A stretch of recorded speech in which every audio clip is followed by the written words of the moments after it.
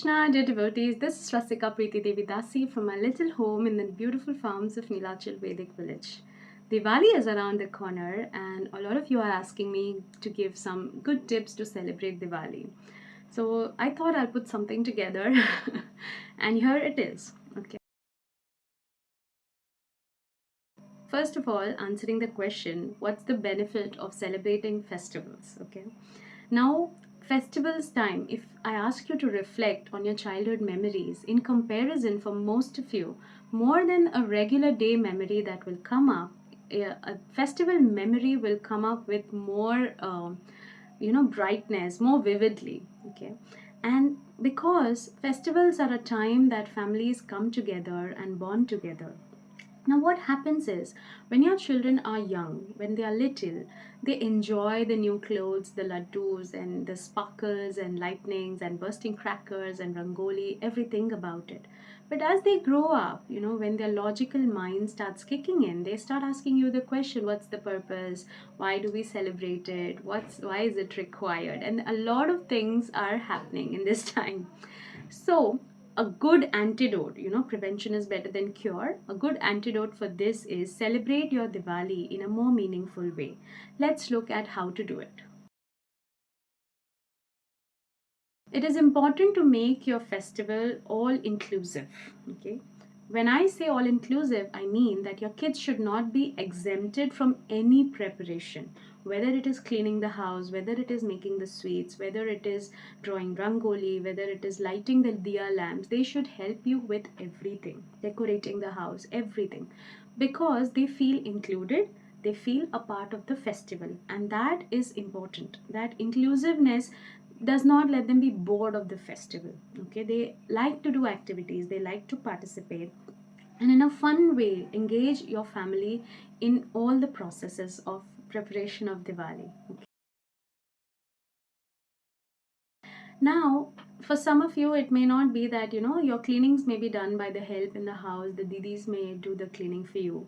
In that case, at least try that you are evaluating the, or anyways, you should do this, evaluating your possessions. Okay, that is very important. When even with kids, you can help them evaluate their old storybooks or their toys or their clothes that they is not needed anymore, that they don't like anymore.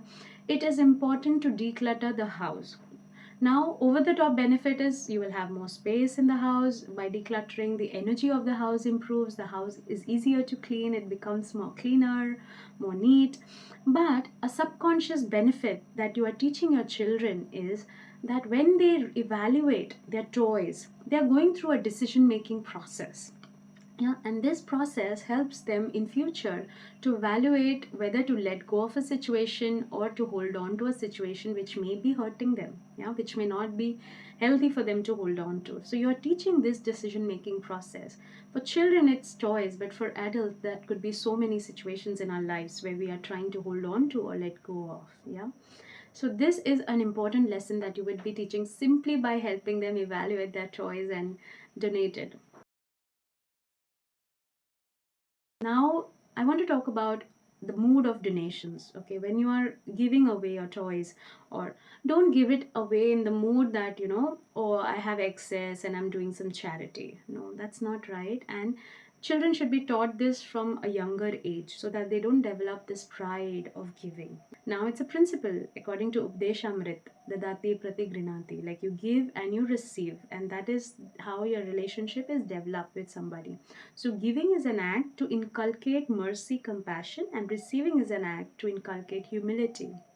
Okay, you can do this while giving as well. Okay, so when you're giving, the mood should be that this person, by accepting what I'm giving, is giving me a pleasure of seva. The pleasure that I'm experiencing by serving him is this person's mercy who is receiving it. If there was nobody to receive, I wouldn't have experienced this joy. Just like Krishna accepts our little seva and gives us this pleasure, right? Similarly, when you're giving things to somebody, it is important to have this mood. Yeah, and teach it to your child, not the pride, oh, you will be a good boy if you share your things. So that inculcates pride. It's nice, you will feel happy by giving your things, sharing your things, and this person is mercifully accepting it. Okay, they are doing the mercy on us instead of the other way around. Okay, that should be the mood that you can teach your children while donating. So you're doing so many things, like within a ek tir do nishane, this is like one tir and 100 nishana that you can have simply by celebrating Diwali in a right way. It's important that you give them, teach them, some nice mantras, some Lakshmi Puja mantras, or whatever Diwali holds a significance for you. Teach them prayers in this time, the chants, the yagya that you're doing. Have a nice house cleaning homa in that time. That is a good way to celebrate Diwali as well, where you're renewing the energies of your house. At least have one day that will be dedicated to the family. So specifically, I suggest use the Diwali day, the main day of the Lakshmi Puja. And on that day morning, you complete all your wishing of relatives, all the phone calls and everything. Those who are not available in the morning, just drop them a text and put your phones off. Okay, just switch them off, and no airplane mode, nothing, just switch them off. Don't take too many pictures, like finish everything in the morning, and then full day your phone should be off, you should not touch it. And in that day, do everything together, decorating the house, making rangolis, lighting diyas. And especially in the evening, you can have a dinner time in earthen diyas. So no artificial lights, no strings of lights, no all these tea lights or the water lights or electrical lights. Simple earthen diya with ghee or oil in it and lit, like the fire energy, because fire is very purifying. And have that around at least in one room. So one room where it is safe to have diyas around, where there are not too many clothing furnishings around.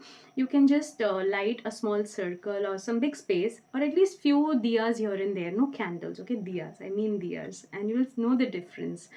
And in that you can have your dinner, or maybe you can do it after the dinner, where you put off all the lights and have a story time where you tell your children and you discuss the stories of Diwali. And after the story, you can have a discussion on it. You can discuss how was their day, how they liked it. Don't plan outings on Diwali. Don't plan to go and watch a movie on Diwali. Don't go to a fair or a party somewhere on Diwali. Have this private moment at home. Tell them about the significance of Diwali. Why in olden days Diwali you made so many savories. You can also tell these things while you're doing the activity of making the savories. Like the nights would get longer, and due to cold, people need more food. So every time they can't be cooking, because it's so cold, and so they would make a lot of snacks and store it, because due to winter, the stored snacks would not go bad, and they could enjoy the food whenever they felt hungry. And they couldn't go out every time because the winters would be very cold in olden days. So they would store the grains in the house, the masalas in the house, the spices, everything is stored. That's a practice in most families even now, where during Diwali they store their annual quota, because you get all fresh good stuff in this time. And then some people even roast and keep it. So explain them why these activities were done. Otherwise, a simple understanding that children withdraw is, oh, because they're getting huge discount on bulk purchases and they were poor, so they are doing this.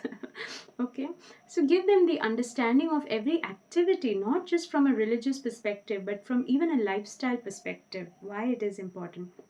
Take some time to research some things yourself, because we may not know, and explain it to the children, because this significance, explaining of significance of everything is very important, so that tomorrow they don't despise the festival and they celebrate it in a spirit of real, engagement and its true meaning. Another thing, a question about crackers, should we or should we not allow them? I leave that decision up to you. That's your quotient, your belief system, and I don't want to comment on that. But I would suggest, if in your neighborhood children are bursting crackers, allow your children to do a little bit, especially if they're young kids. And because they will feel remorse, they will feel deprived of a certain, it's just like pizza, if everybody around them is eating pizza, they will not like if they are not getting to eat it. So you have to allow it once in a while. Same thing with this bursting crackers. And maybe when they're older, you can explain to them that it has harmful effects on environment, and maybe because they have a satisfying experience as a child, they will understand and they will eventually stop. Okay, so see, change happens gradually. Don't force your children for anything. Like we don't force take them their mobile phones away. Like we don't forcefully make them not eat pizzas or stuff. So gradually you can bring the change. So don't be too fanatic about a principle. But yes, I leave the comment up to you. Whatever you think is your belief system, that's your personal choice. But overall, your festival should have meaning and not just, dressing up, going out somewhere. What would you do at home? So generally people go out. So this is, I've given you so many things that you can do at home and have a special family time together. Trust me, this will heal all the little bit misunderstanding between you as your family. You can tell each other what you like about each other in the year. How was your year? Everybody get to do that ishtagoshti among yourselves, and you can discuss so many things about each other and apologize for times being where you've scolded or you have said rude things, where you shouted. Begin as parents, you should begin and see your children also chiming in with and bring about these realizations. This is a more fulfilling way of celebrating Diwali.